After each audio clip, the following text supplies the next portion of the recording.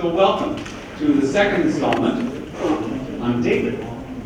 We're so energized by the first session. I'm looking forward to the second session. Dr. Buchanan and Tom Dozman. I think we'll just go right into prayer. Creator God, we are just so delighted to be back in person to celebrate fellowship and hear your word, hear great preaching. Help us to step out, have the courage. What have we got to lose? And now, let us learn from your chosen one, David, his life and narrative. Help us to learn what you would have us learn, and help us to step out based on those learnings. In Jesus' name, amen.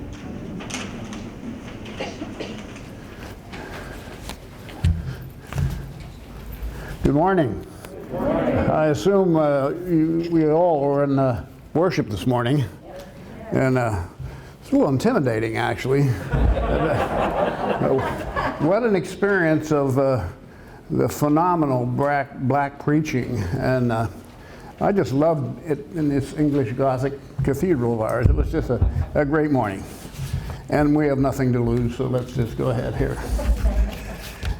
I'm going to throw a lot at you this morning, a lot of trivial stuff, but the story does have rhythm and rhyme, and it does lead us into some fairly deep waters. And so I'm going to get us in the waters, and Tom's going to save us a little bit later. Tom and I chose David for a number of reasons. First, it's a fascinating story. A humble shepherd boy becomes king. It has equally fascinating characters. There's intrigue, violence, lots of bloodshed, there's sex, and even a suggested same-sex relationship. It's a real potboiler. If you just want to dive into 1 Samuel 18 or so and just keep reading, and it's like a potboiler. It has fascinating characters: the prophet Samuel, the Philistine giant Goliath, Saul, Israel's first king, big and handsome but flawed and disturbed, the medium, the witch of Endor, and of course Bathsheba, wife of Uriah, Solomon, Bathsheba's son, whose father is none other than King David. In addition, Hebrew and Christian theology is happening in this story, and David will leave his mark, for better or for worse, on two world religions, Judaism and Christianity. His name will forever be associated with a collection of very precious hymns, sacred to and beloved by Jews and Christians. The Lord is my shepherd, I shall not want. Last week we heard about Samuel and Saul, Israel's first king. The appearance of a young shepherd boy, skilled in playing the lyre, chosen to play for and to comfort King Saul. We heard the story of Goliath and David's rise in the military. And when we concluded, Saul has shown himself to be deeply flawed, prone to depression and paranoia. He's violently jealous of David. He's slowly becoming violently jealous of David. After a series of military successes, Saul and David are greeted by a celebration with dancing girls with tambourines singing, "Saul has killed his thousands, David his 10,000s. And you know the story is about to take a tragic turn. We know that Saul is not very stable. David is back doing what he did before. He's playing the lyre for the king. Saul has his spear in his hand. I just kind of love this posture, this picture, and it comes several times. Saul's sitting in a corner, and it's the king with a spear in his hand. And without warning, David's playing the lyre. Without warning, Saul heaves the spear at young David, not once but twice. David eludes, thankfully, the spear. Something major has clearly changed between King Saul and his servant, now perceived as his chief rival. Joseph Heller, whose book I cited last week, who wrote the book called Oh God, Heller, you remember, wrote Catch-22. Oh God is the David story told in the first person. David says, you think you have problems with your in-laws. I had a father-in-law who wanted to kill me. Saul removes David from his personal household, but by now David is too popular to be simply discarded, so Saul appoints him to leadership in the military as a commander, and even that goes wrong. David's success and reputation as a military leader grows even more. 1 Samuel 18:16, all Judah and Israel loved David, for it was he who marched out and came in leading them. Now Saul tries two new ploys to derail David. He assigns new military authority to David and sends him out to combat intentionally in harm's way. Saul thinks, I'll let the Philistines take care of this for me. The second ploy was to give David his own daughter, Michal. Is that right? Michal. Hoping that Michal might help him derail David and bring David down, but this backfires as well, because unfortunately for Saul, his daughter, in the meantime, has fallen in love with David. And now David gets cold feet at the last minute. Does it seem to you a good thing to become the king's son-in-law, that I am a poor man of no repute? Saul comes up with another scheme to get rid of David. The king's servants tell David, all you have to do to be worthy to become part of the royal family and marry the king's daughter is to exact a very specific kind of revenge against those obnoxious Philistines on Saul's behalf. The exact revenge is sort of bizarre. What Saul wants is almost clinically precise, and Saul is sure it will get David killed. Saul wants 100 Philistine foreskins. The scheme backfires spectacularly. Somehow David and his men pull this off. Saul now decides that David really is enemy number one. Saul naively tries to recruit his son Jonathan and his men to kill David. But Jonathan instead warns David and arranges a place for David to hide. Jonathan then returns to Saul, his father, intercedes, and Saul, for the first of many, many times in this story, will change his mind. Once again, David is invited back into the royal household, and all seems well. But of course, not for long. Saul's paranoia and jealousy reappear almost immediately. It happens several times. Saul tries to have David killed. The plan fails. Saul is humiliated, apologizes, and there is a brief reconciliation. That process, that dynamic will happen over and over. Hebrew scripture calls what happens to Saul an evil spirit from the Lord. What would modern diagnosis be? Bipolar, perhaps? 1 Samuel 18:9, Saul is sitting in his house, again with a spear in his hand, while David is playing music. And all of a sudden, Saul hurls the spear at David and misses, and the spear is stuck in the wall. This drama continues. It almost gets boring. David's wife, Michal, warns him that her father has now hatched a plan to kill him the very next day. Michal helps David escape through the window, fashions a dummy for David's bed to fool Saul's hit squad in the morning when they arrive. David flees. Jonathan re-enters the narrative. He reconnects with David, who's on the run, and offers to intercede again, and they reaffirm their love for each other.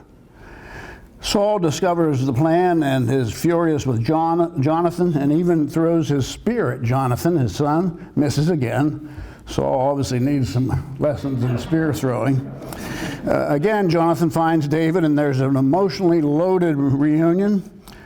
Chapter 20, verse 41, when they met, David and Jonathan kissed each other and wept with each other. David wept the more. Saul's unrestrained paranoia and murderous jealousy continues unabated. Saul pursues, David flees.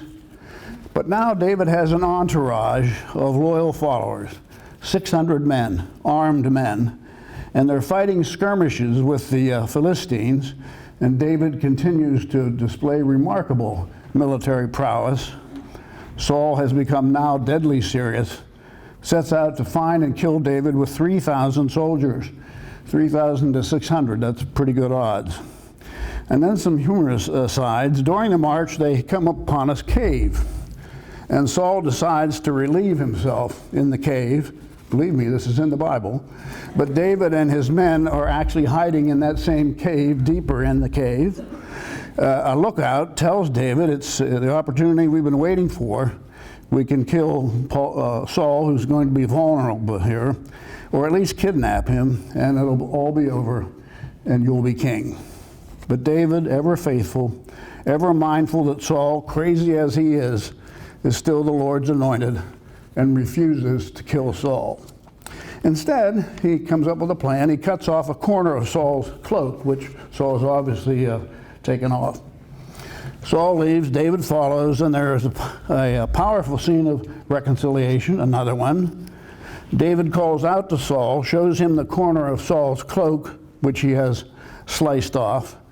He tells Saul that even though he could have easily have killed him, he did not and would not raise my hand against the Lord's anointed.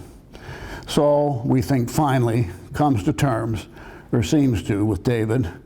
It's an emotional roller coaster. Saul weeps now, acknowledges how wrong he's been, acknowledges that David will be king one day, and asks only that his, Saul's, name would not be forgotten and his descendants respected. David agrees. Great sigh of relief. Saul goes home. David and his men go up to the stronghold. Clearly, power and authority have shifted. But it's still not over. Saul is after David again with 3,000 chosen men. David's informers tell him about it. He takes 2 men under the cover of darkness when Saul and his men are sleeping, and finds Saul asleep, his spear and water jar at his head. Abishai, the man with David, wants to kill Saul on the spot. And once again, faithful David, restrains him and spares the Lord's anointed. But on the way out, David does grab Saul's spear and water jar. Next day, David calls across a valley to Abner, who's the head of Saul's army, shows him Saul's spear and water bottle, actually berates him for allowing this to happen, not taking better care of the king. And Saul overhears this, and there's yet another mea culpa. I've been a fool, Saul says. And David returns the spear, and they part as friends. The Philistines are threatening again, and this time David and his men are not going to be in this battle. So Saul sends men and Saul's very frightened now. He realizes he's in trouble. So he sends men for the medium, the medium from Endor. You remember that phrase. Disguised as a woman, Saul meets the medium and asks her to bring up Samuel. Samuel's been dead for a while. So Samuel mysteriously emerges. Saul explains that God has not answered his prayer for help. So he asks Samuel, what shall I do? And Samuel explains again that Saul has no longer the Lord's favor because he failed to obey completely. God has torn the kingdom from your hand, Samuel says, and given it to David. And furthermore, a lot of really bad news, you and your sons will fall to the Philistines tomorrow. The next day is not a good day for Israel. The Philistines prevail this time without David. In the battle, Jonathan and 2 brothers are killed, and Saul is wounded. Knowing that the battle is lost and that God has given the kingdom to David, Saul falls on his own sword and dies. Israel's army, the Israelite army, dissolves and flees, and the Philistines badly desecrate Saul's body and his sons' bodies. And that is how the book of 1 Samuel concludes. But as you might guess, the story continues. In 2 Samuel, David receives word that Saul and Jonathan and 2 other sons of Saul have died, and he and his men rend their clothes, mourn and weep, and fast for Saul and his sons, for the army of the Lord and the house of Israel, in spite of Saul's murderous rage and jealousy. In spite of Saul's continued attempt to kill him, David still holds Saul in reverence because he remains, David thinks, the Lord's anointed. And he delivers an eloquent lamentation. You might want to check that out. Read 2 Samuel 1, 19 to 27. It's eloquent literature. So let's take a deep breath, a little time out for reorientation. This gets even more complicated. Let's think about the politics and geography. For instance, Judah and Israel. What's the difference? Remember, before Saul becomes king, Israel is a tribal society governed loosely by judges. It's not even yet a nation. The judges settle disputes between people. But the people want a king. They want a king like all the other people around them. So they ask Yahweh, they pray, beg. Finally, Yahweh relents, assigns the prophet Samuel the job of finding a king for Israel, and Samuel finds Saul.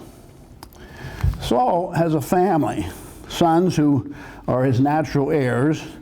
The oldest is a young man named Ishbosheth.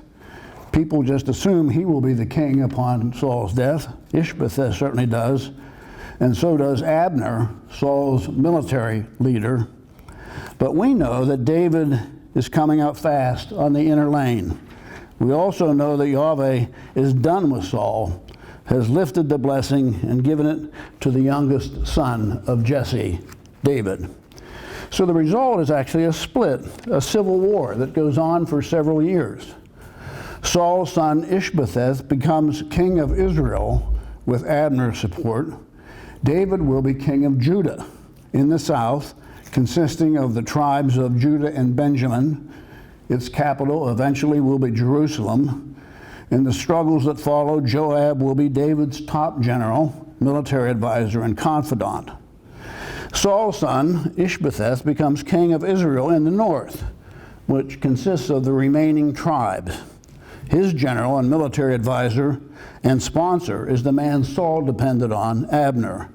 The capital of Israel ultimately will be Samaria.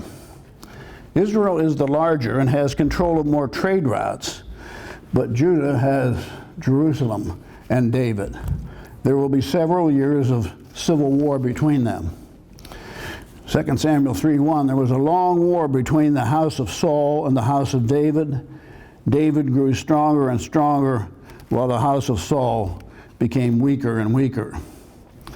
Abner sees the handwriting on the wall and defects to David and Judah and offers to persuade all of Israel to accept David as king of a unified nation. But Abner's old nemesis Joab doesn't trust Abner and kills him. In spite of how far he has come, David continues to respect and honor Saul, Saul's family, Saul's entourage. David publicly laments and grieves for the now dead Abner and fasts all day. It's an act of extraordinary grace and generosity. The people see it and love it. 2 Samuel 3:36, all the people took notice, and it pleased them, just as everything the king did pleased all the people. Notice now that David is collecting political capital and potential power. He's a master politician. In addition to a successful military leader, it's a potent combination in any age. More intrigue and conflict and killing ensues until finally the tribes of Israel come to David at Hebron, which is where he has his headquarters, and they all agree that David is the only king of Israel as well as Judah. David and the elders of Israel make a covenant, and David is anointed king. With his now consolidated forces, David marches south and occupies Jerusalem, decides that Jerusalem will be the capital of the unified kingdom. And David, with another stroke of genius, names the city after himself, the city of David. A footnote in the text reveals that David is enjoying his new power and celebrity. David has more concubines and wives, more sons and daughters were born to David, 11 in all, and he's actually just getting started. There's the next stroke of genius. The Ark of the Covenant has kind of been lost. It's stored in a private home somewhere. The ark, you may recall, was a chest built during the Exodus from Egypt. Yahweh gave instructions, careful instructions for the construction of the ark, and it would be the place where Yahweh would dwell with Yahweh's people. It was portable. It would go with them wherever they went. It was the holiest, most sacred object for the people of Israel, and David decides that the ark should be brought to the city of David, Jerusalem. A great celebration ensues, a parade or a procession to precede the cart holding the ark as it's brought into Jerusalem.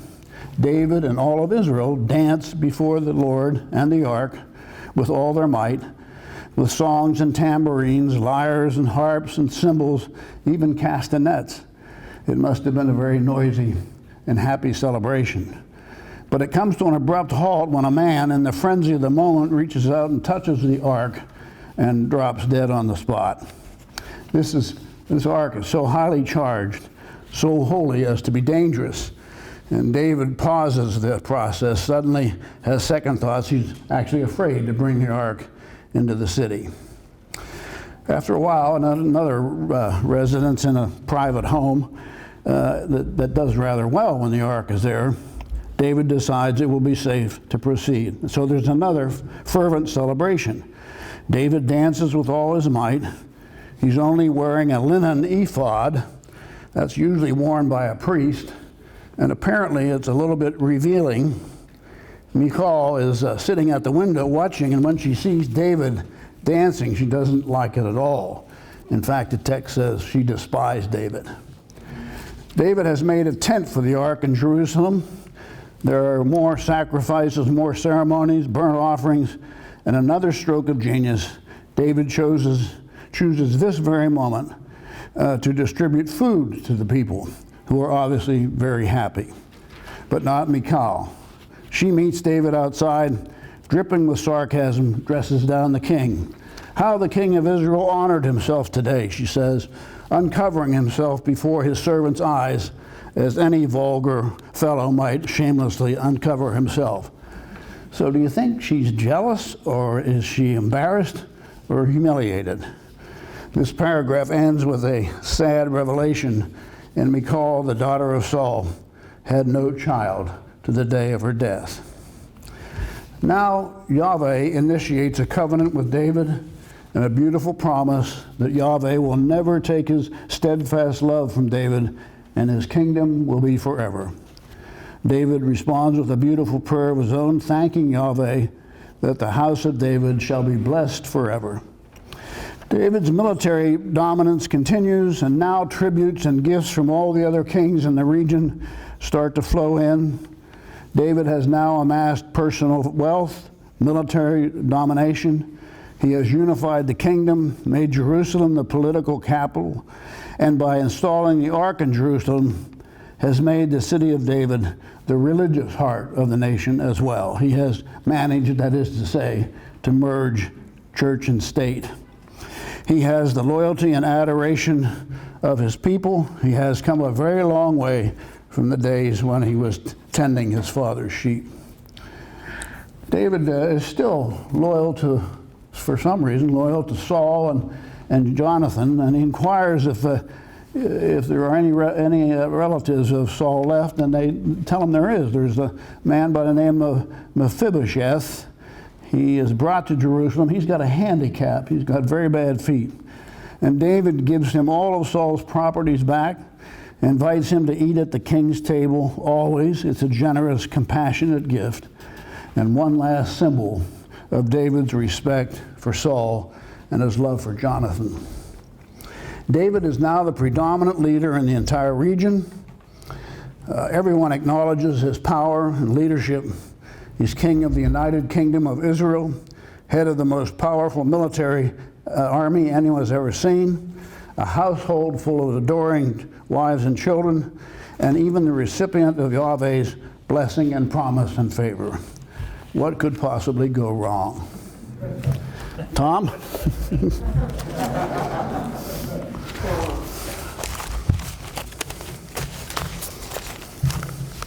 Excellent, John. It's a lot. Do you think it's complicated enough? Who Who wrote this? Why did they write it? Why are we going back and forth like this? I mean, what is the point?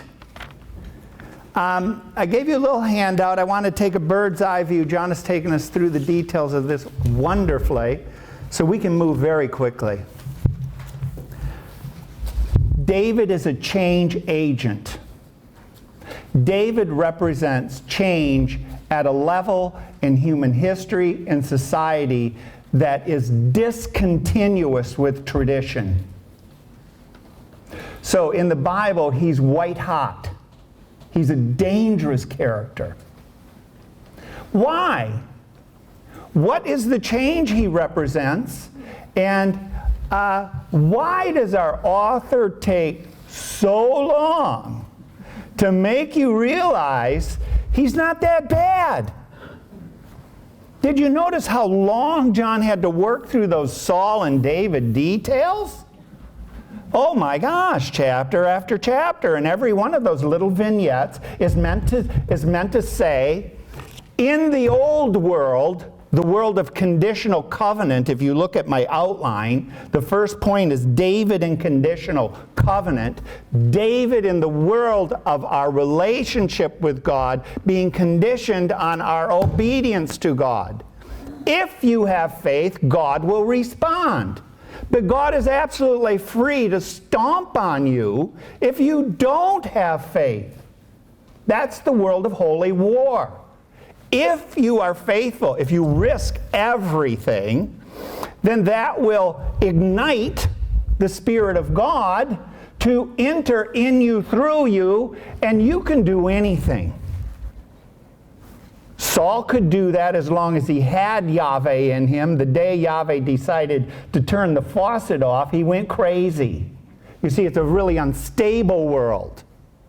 So our author in the first few chapters, my gosh, a ton of chapters, wants you and I to clearly see that David fulfills the traditional, the old world religion. How, even when the leader of the old world tradition hates him. And we get these complicated stories of two of Saul's daughter and Saul's son, and these are new motifs that enter the book of Samuel, love him. Aha, they love him. So you got to see the structure of this author. Here's Saul trying to kill him with these spears in the corner. But both his daughter and his son fall in love with him. So there's a tension. The old world is dying. And this younger generation even senses it. So we get these back and forth stories, and they're really, the second generation of Saul's family is very tragic. They're toast because they're old world people. They're not going to make this transition with David. The son's killed. The daughter gets no sex. No kids for you. Right? And that's David. And what he's saying there is, you're not transitioning with me. You're criticizing me as I transition into the new world. You don't have any place in it. You see how this author has constructed something for us to see? So they're tragic characters. They're tragic characters. But the other side of that is our author wants us to see that David, he fulfills this world. He's a charismatic, God-filled, if-then, always faithful person.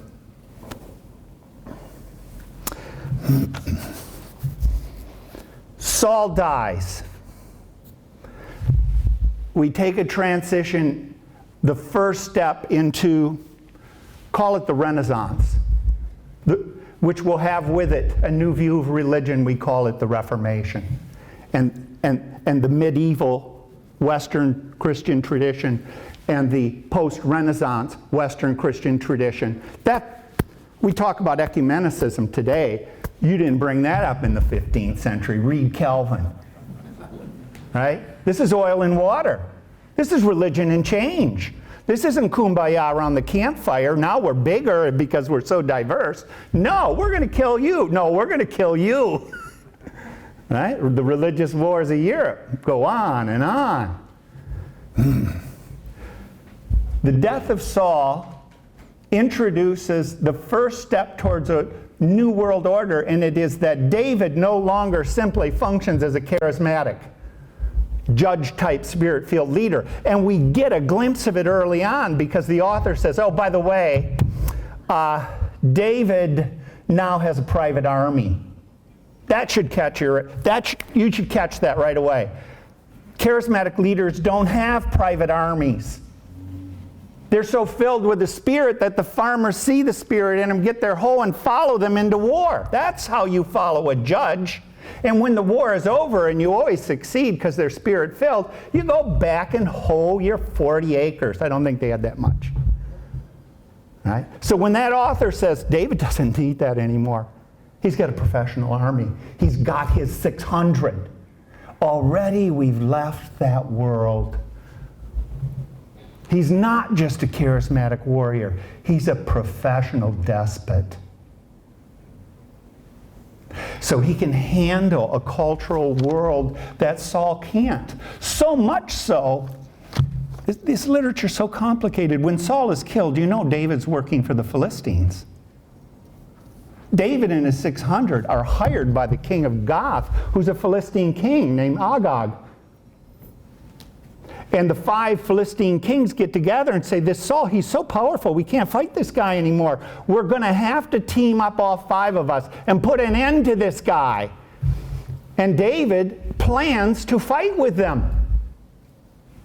And the Philistine kings see David and say, whoa, not going to war with that guy on my left flank. Why? Because last year he killed half my army. We don't trust him. So David's a very complicated character now. He's transitioning into some kind of other world. So he's so mad that the king of Gath says, oh, I'm so sorry you can't go to war with us against Saul. I'll give you a city. Will you be mad at me if I give you the city of Ziklag? You can have it. I'm so sorry. It's my gift to you. So David's got his own city before the Philistines ever kill Saul. Well, he's not in the old world anymore. He's in some other world. He's got a professional army and he runs a city. Saul dies and he gets a bigger city, Hebron. And at Hebron, the language about David changes. We're not talking about a charismatic leader only, but we're talking about a king. He is made king of Hebron. So he's left the world of the tribes. He's in another world, a new world order. And we get a few stories about David being anointed king. I'm just looking at my handout. And then we get these stories that resolve the relationship of David and Saul's family that John took us through beautifully. That is, our writer does not want us to read David as an either-or person. Somehow this character is both and. But it's complicated. And so that we move into 2 Samuel, and 2 Samuel now introduces 2 or 3 motifs that are absolutely new to the story.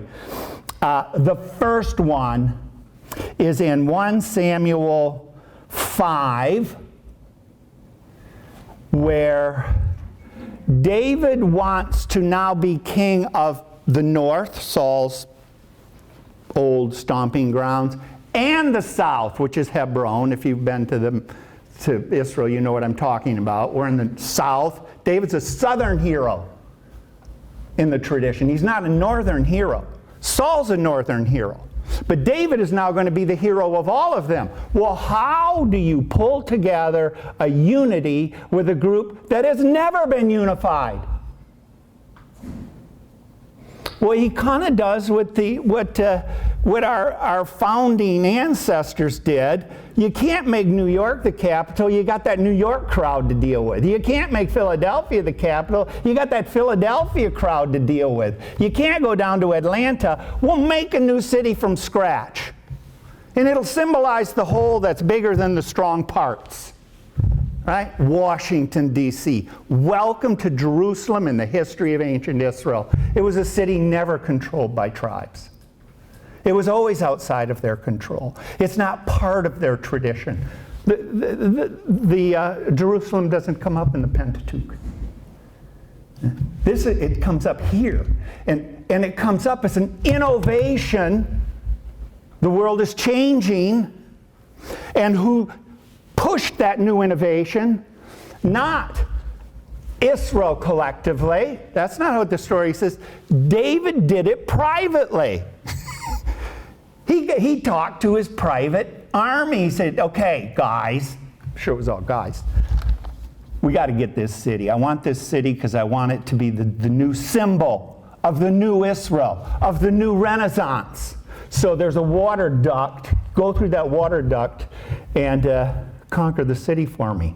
Go through in the night, they conquer the city. David now emerges with this new capital. We've entered the world from tribes to the world of the sophisticated urban. You feel the difference in the story? Ooh, well, how does the God of the Exodus like the David of the urban? The God of the Exodus killed people like David. He was a king killer. And in tradition, that is called salvation. I will sing to Yahweh. Horse and rider he has thrown into the sea. Who is that horse and rider? That's a monarch. So you see that the Apostles' Creed of ancient Israel is actually anti-monarchical. And if you're going to believe in Yahweh and in the charismatic world, follow Yahweh and resist this life that looks like it is secure around monarchs who they can protect you. And believe in Yahweh who will empower you against those powers. You see? That's the world of conditional covenant. And David has just crossed the line. And the first motif we get when David crosses the line, and John brought this up, I got to keep my eyes on the clock, is the ark. Right? Why? The ark is the cultic symbol of the old world order. Where does Yahweh reside sacramentally in the tribe's religious experience? It's like our Eucharist. Where does Yahweh reside? Yahweh resides in the ark. What is the nature of the God that resides in the ark? That God's a fighter. That God's a holy warrior. So, if you want to experience the power of that God embedded in the ark, then you give up security, if you really believe it, and participate in holy war. And you will experience the power of that God in the ark. And that's the story of the judges over and over. Until the Philistines enter history in 1 Samuel 2-4. And what happens is, we talked about this last week, the Philistines, they already represent the Renaissance. They have iron. So they clobber the tribes. The tribes come back and say, oh my gosh, who are these people? And what was that metal thing they were carrying? And they said, okay, these aren't Moabites. This is not your average skirmish. So we're going to take our secret weapon. They have a secret weapon. We'll take our secret weapon. Get the ark.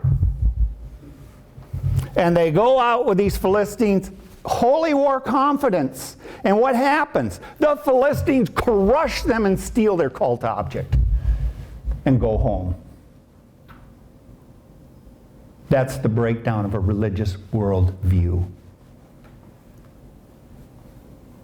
We did everything right in a conditional system, and God didn't deliver. And it's the collapse of that story when we first start getting the theme of we need a king, we need a king, we need a king. Why? Because you can't fight Philistines organized the way we are. So you feel the tension in the text. But that's an enormous religious problem. What about the Apostles' Creed? Is Yahweh the warrior of the Exodus? And if I believe that, is that all sufficient? And the life of David is beginning to mirror that change is built into Judeo-Christianity. What is true yesterday isn't necessarily true tomorrow. Now, how do you maintain continuity of faith when change is all around us? How do you negotiate that? What do you do? We're in it right now. Come on.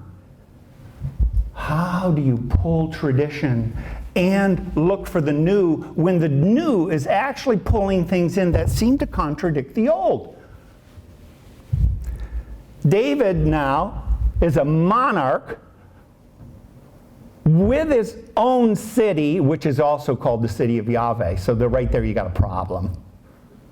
And he says, I want the ark. Now, you can read that cynically. He's saying, I want the ark because I want traditional affirmation of my kingship. Or you can read it a little bit more complex and interpret it as, I want the ark because I'm trying to negotiate tradition and change. And I don't really know what that means, but tradition and change better be in the conversation.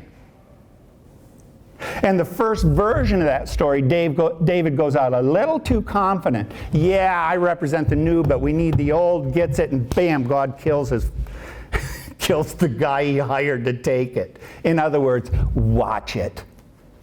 You're playing with dynamite.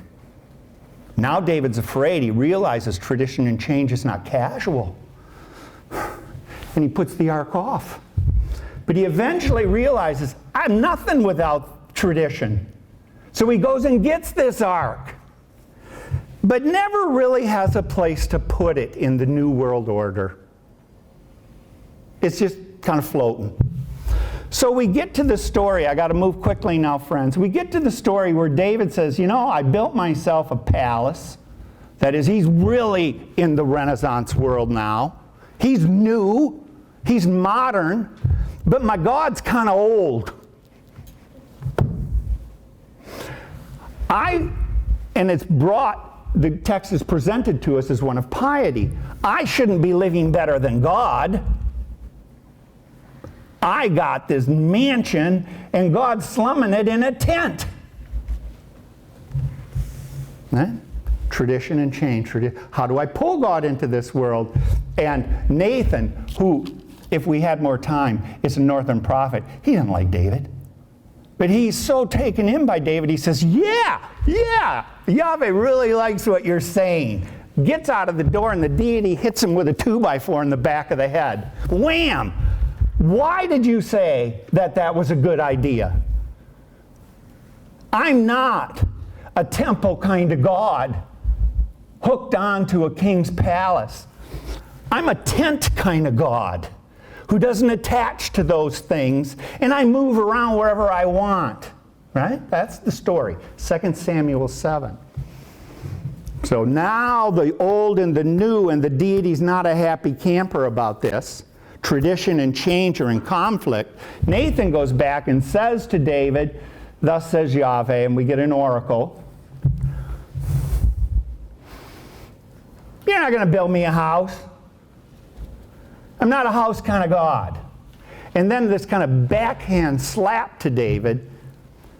I'll build you a house. Know where the power lies, buddy. But then we get this new thing, and it's a new thing that doesn't fit the old thing. The deity says, the house I mean is I will elect you. New word. I'm losing power. I'm limiting my power to protect you permanently. That permanent word in Hebrew, la'olam, forever.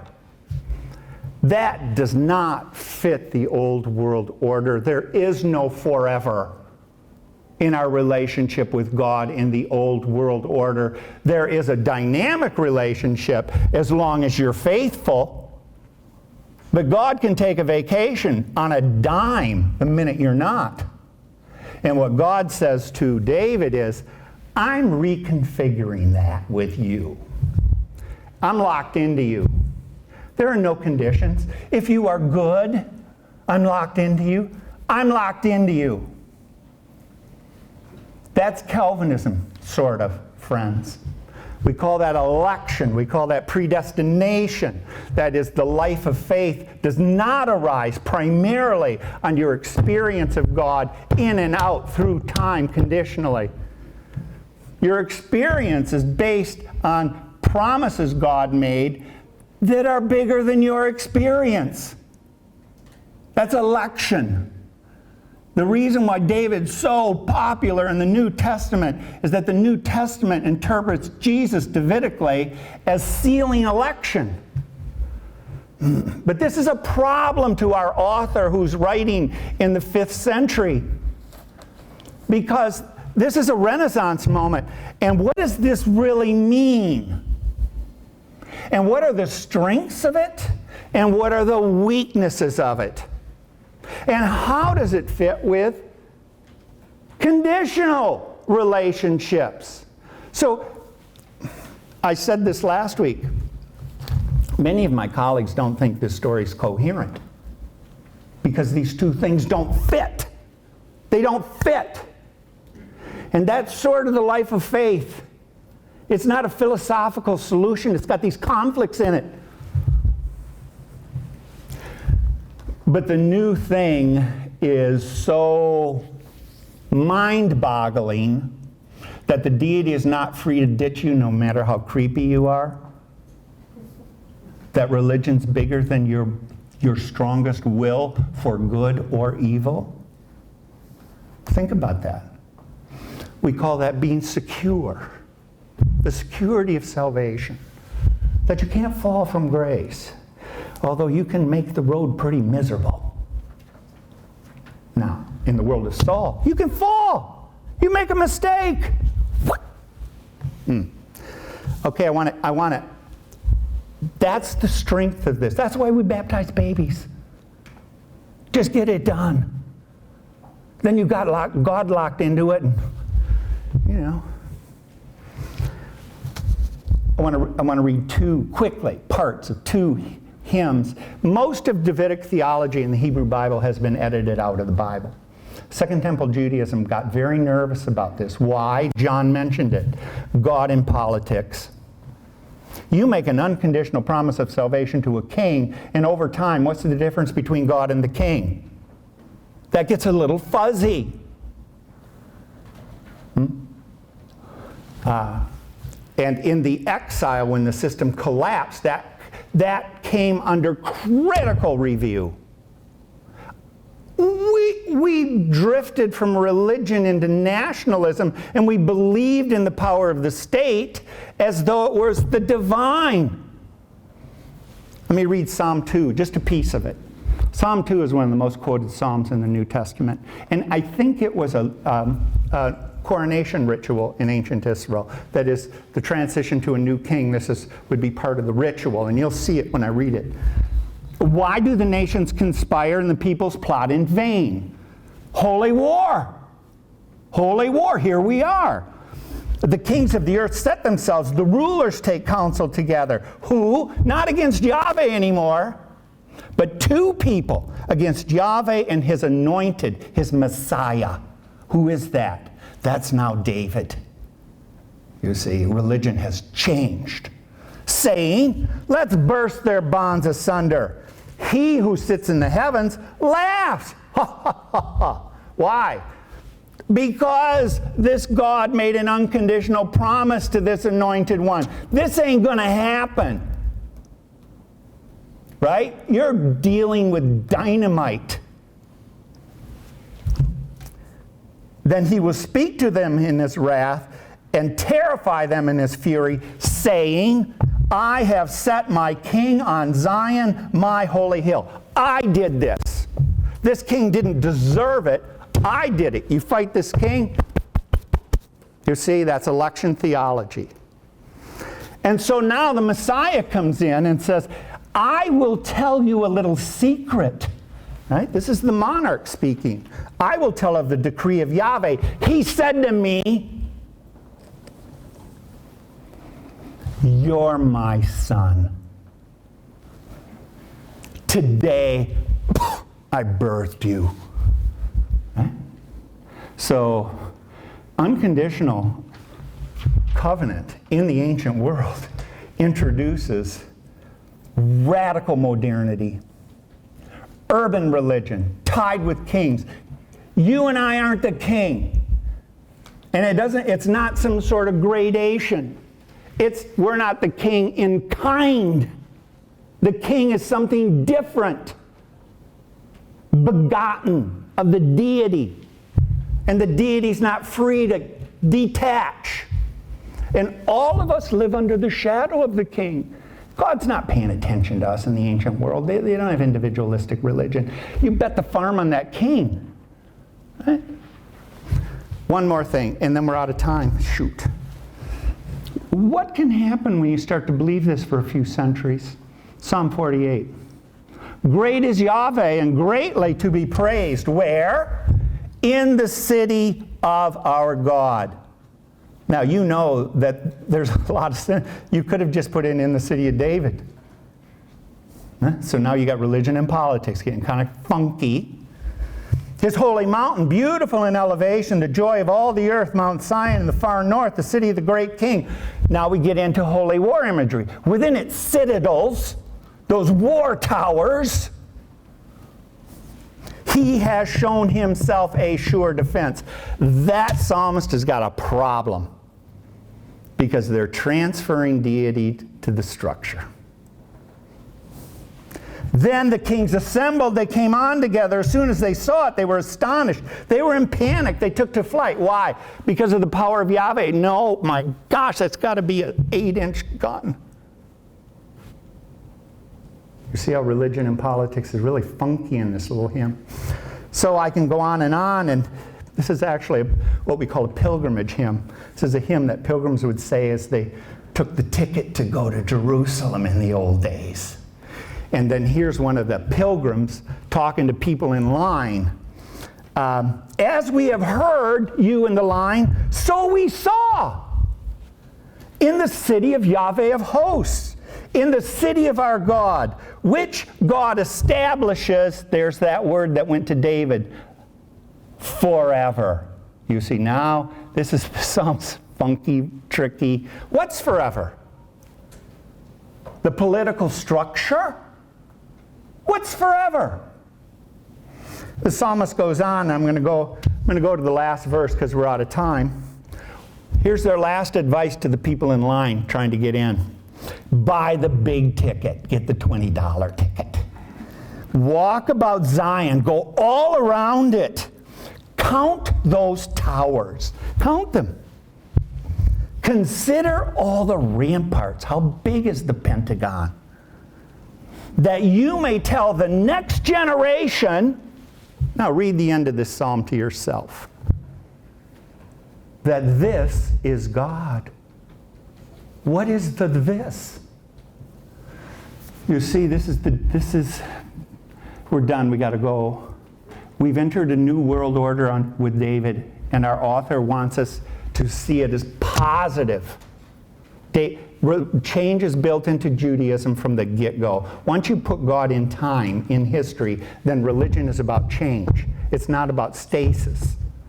Ancient religions were about stasis. You put the gods in heaven, then they don't participate in time. The job of the state is to make sure there's no change. That is, they stay in power. Judaism did just the reverse. They put God in time, which means God's kindly disrupting things. You got to change. But that creates enormous tension for us as religious people. Because different things come to light in different eras. And the story of David is meant to put that front and center. And I have to quit. but we're not out of the David story. How does this character handle the tension? We'll look at it next week. How does he do? Good job? Bad job? Whatever it is, he's God's person. God can't get out of his story. God's in it for the long haul. But is this story God's crazy about? Shall we call it quits, John? You got something you want to throw in here? Thank you. Thank you. We're not talking. You want us to shorten up next week so we can play out a little bit? I feel like I want to hear your voices. But it's, okay, we'll just keep going. But do you feel this story? And do you feel it's our story? That's why it's biblical. That's why they canonized this story. It's current. It's always current. Let me just say one word. I had too much material, so I scratched some stuff, and I realized I scratched a really important part, and you brought it up. And that is, David shifts loyalties to the Philistines. And that last penultimate battle. And the Philistine king of Gath sees David now on his side and says, we don't want you, go away. And then Israel now loses that battle. That's a key part of the story that I scratched. Thanks for... And it's hard to, we got to go. I know we have to go. But There's no Bears game. We're okay. okay. But do you see how the writer, and this is true with a lot of change agents, they're dangerous people. A lot of change agents. People who've really changed our world have a dark side and a light side. And David does too. Right? To be fighting with, that means he's liminal. He's not playing in the old world rules. Now, how do you evaluate that? Depends. Thank you all. Yeah. Can I